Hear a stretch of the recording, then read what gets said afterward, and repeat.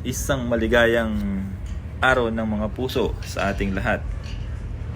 At dahil araw nga ng mga puso ngayon, ay naisipan ko namang isorpresa ang aking mahal na asawa. Good morning! Good morning! Tara, surprise! Flowers and happy Valentine's sa aking love na asawa. Siyempre, meron niyang kasamang sulat ito.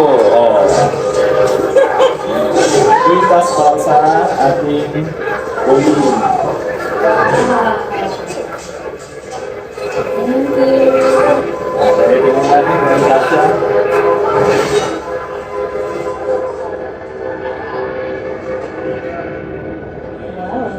Yan.